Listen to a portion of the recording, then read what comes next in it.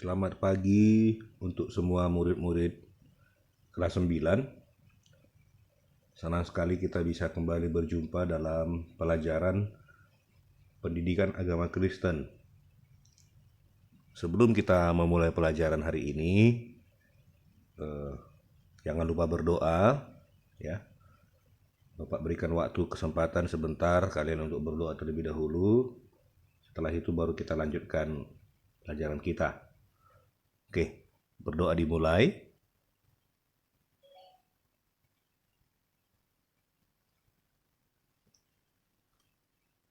Ya, hari ini kita masuk ke dalam materi yang baru, yaitu tanggung jawab sosial orang Kristen. Adapun yang menjadi tujuan dari pembelajaran kita hari ini adalah agar peserta didik diharapkan mampu mengkritisi bentuk pelayanan gereja di tengah masyarakat pada masa kini. Ya, oke. Jadi kita mulai dengan sebuah pernyataan bahwa manusia itu adalah makhluk sosial. Bapak pikir kalian sudah mengerti arti dari makhluk sosial. Artinya manusia itu tidak bisa hidup seorang diri. Dia membutuhkan orang lain. Nah, apa implikasinya manusia sebagai makhluk sosial? Implikasinya manusia sebagai makhluk sosial yang pertama, bahwa anggota masyarakat itu saling berhubungan dan saling menolong serta saling mendukung. Jadi ada rasa keterkaitan, ada rasa keterhubungan antara satu dengan yang lain. Lalu yang kedua, yang harus dipahami orang Kristen sebagai makhluk sosial, bahwa kita tidak bisa terlepas dari persoalan-persoalan sosial seperti kemiskinan, kebodohan, pengangguran, narkoba, dan lain-lain.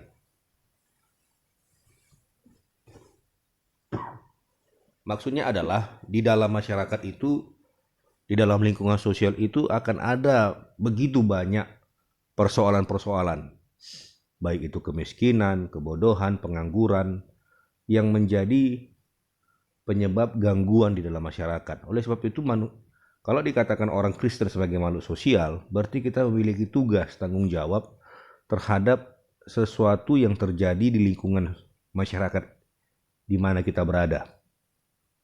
Lalu yang ketiga, implikasi bahwa manusia sebagai makhluk sosial bagi gereja, bagi orang Kristen, yaitu yang ketiga, harus menunjukkan kasih Allah yang sudah diterima kepada dunia. Jadi kita sebagai orang Kristen, orang percaya, sudah menerima kasih Tuhan yang besar yang membawa kita keluar dari segala macam persoalan-persoalan sosial. Oleh karena kasihnya yang besar, berarti kita juga punya suatu tanggung jawab yang besar untuk menunjukkan, menyatakan kasih Tuhan kepada lingkungan sosial yang belum mengenal Yesus. Nah, sekarang remaja di tengah masyarakat. Karena kelas 9 masih dalam hitungan remaja di dalam lingkungan sosial. Perlu kita ketahui bersama bahwa pada masa sekarang ini perilaku para remaja itu cenderung menimbulkan kenakalan. Ya. Dan yang lebih parahnya, kenakalannya itu bisa menjurus kepada tindakan kriminalitas. Kenapa anak-anak remaja ini seringkali tindakannya, perilakunya mengarah kepada kenakalan remaja? Bahkan ada yang cenderung kepada kriminalitas perbuatan-perbuatan yang mereka lakukan. Ada beberapa faktor. Yang pertama, karena masa remaja itu merupakan masa perkembangan secara fisik maupun psikologi. Jadi karena dalam tubuhnya itu dia mengalami pertumbuhan, ya, itu pasti akan mengalami namanya perubahan juga. Dari segala psikologinya, dari cara berpikirnya, dari segala sesuatu dalam hidup remaja pasti akan mengalami perubahan, pertumbuhan juga.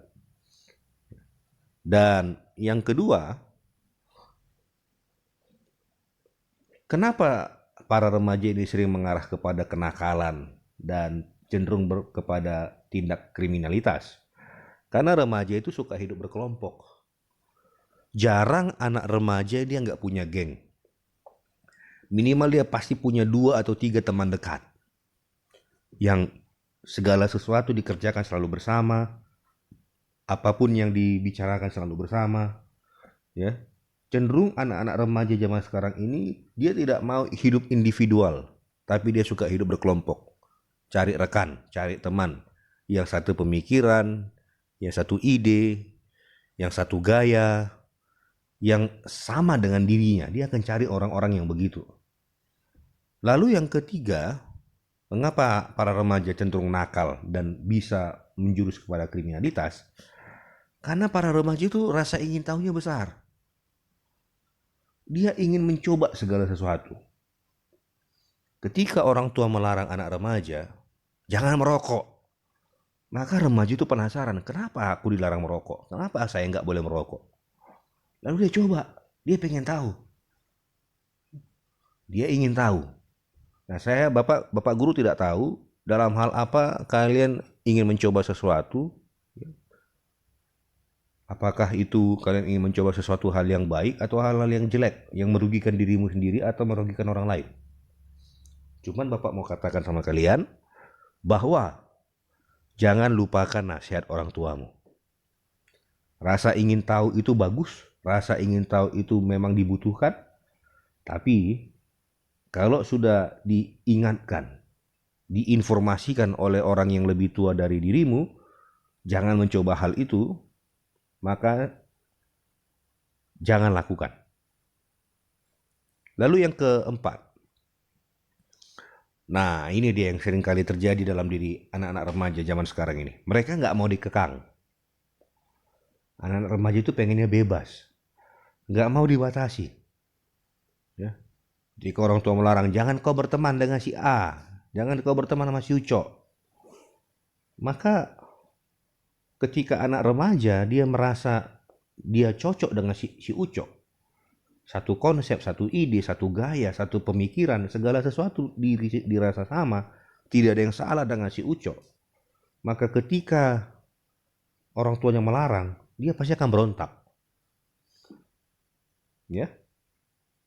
Ketika terjadi pemberontakan, perlawanan dalam diri anak remaja, maka dia menjadi anak yang nakal. Mungkin nggak nakal di rumah, tapi di luar dia nakal. Doa Bapak kalian tidak termasuk kepada kelompok anak-anak remaja yang seperti itu. Ya. Nah, sekarang kita masuk ke hal yang baru lagi. Bagaimana prinsip iman Kristen terhadap situasi anak remaja pada masa sekarang ini?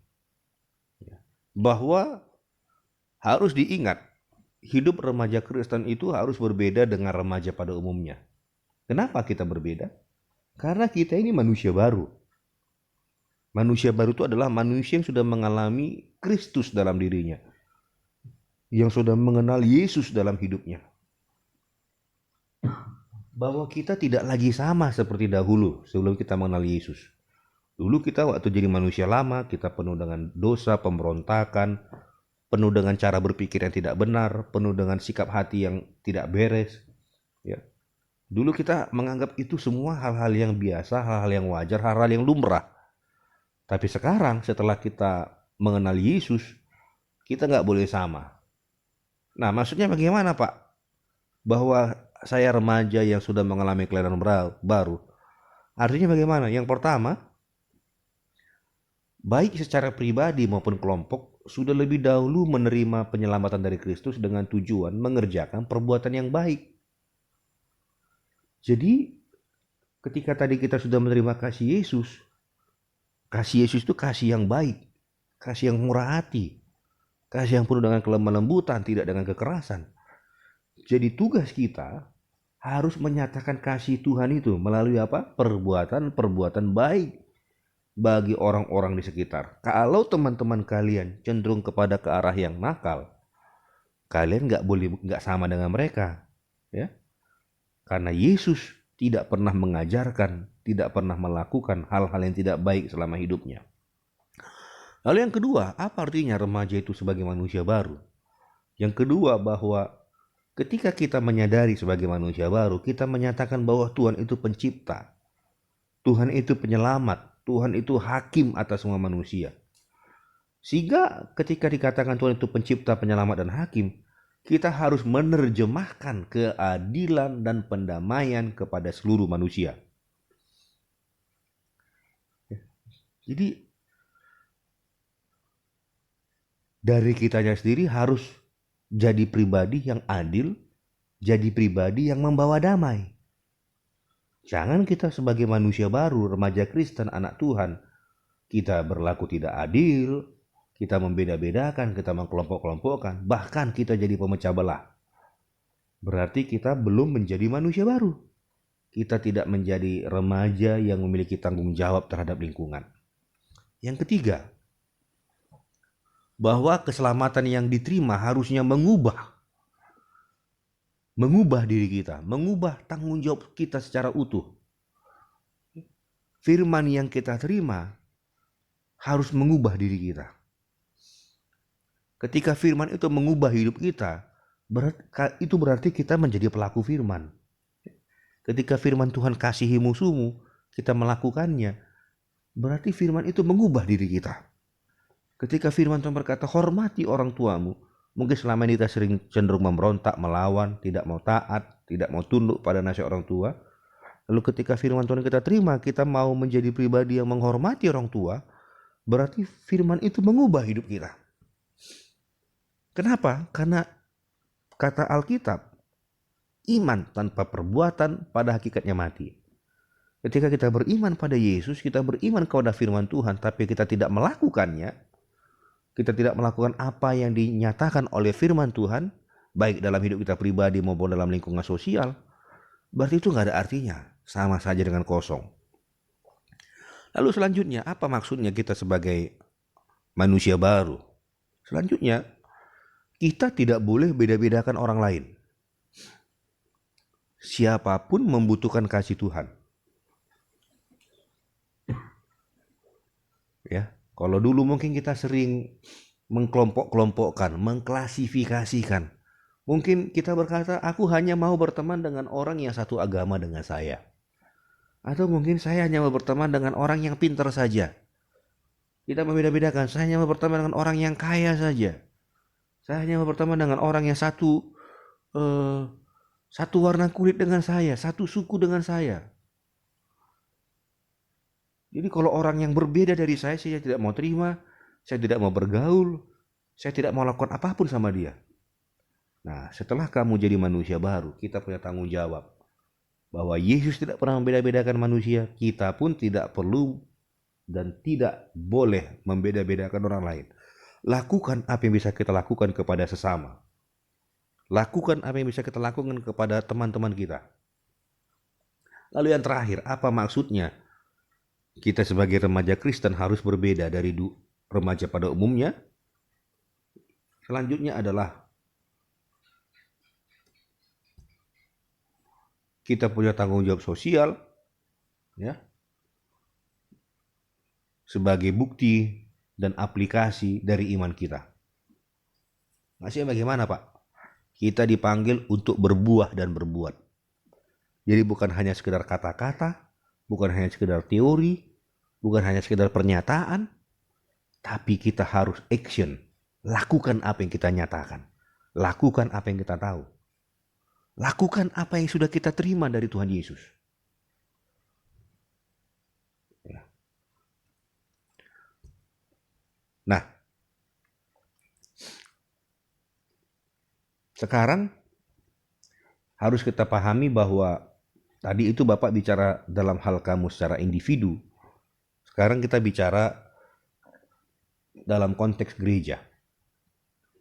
Lebih besar skopnya. Bahwa gereja harus melakukan pelayanan holistik bagi masyarakat. Mungkin kau bertanya-tanya, apa itu holistik? Dalam Kamus Besar Bahasa Indonesia, holistik itu berkaitan dengan sistem keseluruhan sebagai suatu kesatuan lebih daripada sekedar sekumpulan bagian. Artinya kalau bicara holistik itu berarti menyeluruh, bukan hanya sebagian. Menyeluruh, bukan hanya sebagian. Kalau dikatakan secara holistik, ya, gereja punya tanggung jawab secara menyeluruh atas masyarakat. Bukan hanya bagian rohani saja yang dipikirkan, bukan hanya bagian rohani saja yang dilayani, bukan hanya bagian rohani saja yang dikerjakan, tapi juga bagian dari diri manusia, diri orang lain, diri masyarakat harus menyeluruh dilayani. Bukan hanya taunya beritakan Injil, bukan hanya taunya mengajarkan firman Tuhan, tapi juga harus melakukan tindakan, karena gereja itu harus berbuah dan berbuat. Memang sekarang apa yang terjadi? Situasi dunia saat ini banyak orang tertindas. Tertindasnya bukan secara fisik, bukan secara kekerasan, tapi tertindas itu dalam bentuk mental. Seperti kemiskinan, kebodohan, dan ketidakadilan. Kalau zaman dahulu, ratusan tahun yang lalu, ketidakadilan itu, penindasan itu dalam bentuk fisik, ada budak, ada orang yang disiksa, dianiaya. Zaman sekarang bentuk penganiayaan bukan secara fisik tapi secara mental. Orang dibuat jadi bodoh karena miskin dan dijolimi, istilah zaman sekarang. Jadi gereja juga harus melakukan sesuatu terhadap kemiskinan, kebodohan, dan ketidakadilan yang dilihat, yang diketahui terjadi di lingkungan masyarakat. Gereja tidak boleh menutup mata. Gereja harus ambil suatu tindakan yang nyata. Nah, bahwa pelayanan gereja itu selain menginjil dan pelayanan rohani, kita juga harus memperhatikan aspek-aspek menyeluruh dalam diri masyarakat. Ada aspek sosial, ada aspek ekonomi, ada aspek medis, ada aspek pendidikan, ada aspek ekologis yaitu lingkungan. Gereja punya tanggung jawab, gereja punya bagian, gereja punya beban terhadap seluruh aspek dalam kehidupan pribadi maupun dalam kehidupan masyarakat. Begitu juga dirimu, anak-anak Bapak semua. Kita punya tanggung jawab terhadap saudara-saudara kita, sahabat-sahabat kita, maupun keluarga kita. Nah, sebagai kesimpulan bagi kita pada pembelajaran hari ini, ingat bahwa yang pertama, gereja itu berada dan terikat dengan lingkungan sosial. Kalau bicara gereja, gereja di sini bukan bicara gedung, bukan bicara bangunan, bukan bicara fisik, tapi gereja itu adalah bicara setiap kita orang percaya, orang Kristen. Kita punya tanggung jawab. Kita berada dan terikat. Kita bukan eksklusif. Tidak mau peduli dengan orang-orang yang ada di sekitar. Enggak. Kita ada, Tuhan taruh kita di lingkungan sosial. Itu artinya kita tidak bisa terlepas dari lingkungan sosial. Yang kedua, gereja punya tanggung jawab terhadap lingkungan sosial. Lakukan apa yang bisa kau lakukan. Kerjakan apa yang bisa kerjakan. Jangan menutup mata. Jangan masa bodoh. Ketika kau lihat ada teman yang membutuhkan bantuan, baik dalam hal bentuk sosial, dalam bentuk yang berbeda dari yang bisa kau lakukan, dalam bentuk medis, misalnya kau bisa memberikan obat kepada dia. Ada obat di rumahmu yang bisa kau berikan kepada temanmu yang sakit. Lakukan sesuatu yang bisa kau lakukan. Lalu yang ketiga, ikuti teladan Yesus. Ya, Yesus bukan hanya taunya beritakan Injil, tapi Yesus juga melakukan pelayanan holistik kepada orang-orang yang dilayani. Dia juga beri makan 5.000 orang ketika 5.000 orang kelaparan mengikut Yesus dengan 5 roti 2 ikan. Dia bukan hanya beritakan Injil, dia juga menyembuhkan orang yang sakit. Dia lihat lingkungan ini, daerah ini butuh apa. Ketika ada orang yang kerasukan setan, Yesus tahu bahwa ini dibutuhkan pelayanan holistik. Orang yang kerasukan setan tidak butuh makanan, tapi dibutuhkan mentalnya dipulihkan, diusir setan yang menguasai dirinya. Ketika Yesus berjumpa dengan masalah sosial dalam hal kelaparan, Yesus beri mereka makan. Ketika Yesus berjumpa dalam hal kesehatan, ada orang yang butuh kesembuhan dari sakit penyakit, baik buta, lumpuh, tuli, Yesus berikan kesembuhan. Jadi Yesus selama hidupnya melayani dunia, dia memberikan pelayanan holistik. Dia nggak hanya tahu beritakan Injil, tapi dia berbuah dan berbuat. Kita pun sebagai remaja Kristen, kita harus berbuah dan berbuat. Terlebih dahulu, berbuah dan berbuat di rumahmu, di lingkungan rumahmu, di sekolahmu, bahkan dimanapun kau berada, lakukan apa yang bisa kau lakukan bagi kemuliaan nama Tuhan. Baik, Bapak pikir itu saja materi pembelajaran kita hari ini. Bapak membuka ruang diskusi ketika ada hal-hal yang mau dipertanyakan, hal-hal yang tidak dimengerti, silahkan untuk berdiskusi. Bisa melalui Google Classroom, bisa juga melalui WhatsApp. Tuhan Yesus memberkati. Pesan Bapak, jaga kesehatanmu dan patuhi protokol kesehatan ketika kalian berada di luar rumah. Tuhan Yesus berkati kita semua. Haleluya.